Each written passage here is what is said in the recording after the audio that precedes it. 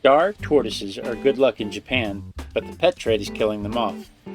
I love tortoises. I love everything about them. Their longevity, their lifestyle, their commitment to relaxation. These guys are magnificent animals.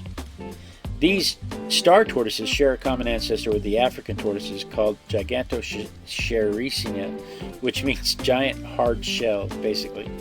About 35 million years ago, they split from the African side, and that's when they started getting these patterns on them that the African version doesn't have. The Indian people consider them a representation of Vishnu. In Hindu mythology, Vishnu appears as a tortoise many times in the stories, and because of that, Indian people will bring tortoises to the temples for good luck and blessings.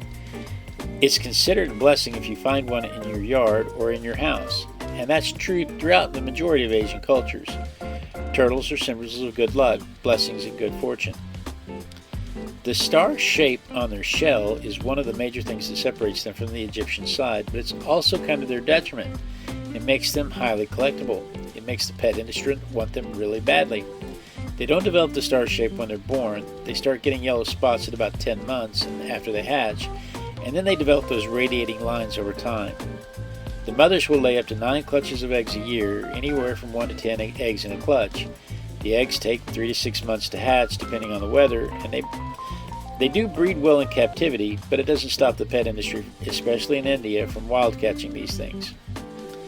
The pet trade has been horrible for these tortoises because they don't survive the transportation.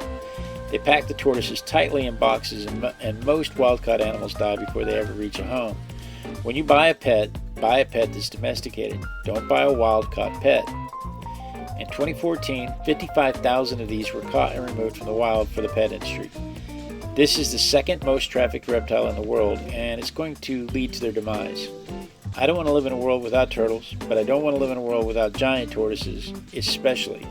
It's likely going to happen, but it doesn't mean we have to encourage it.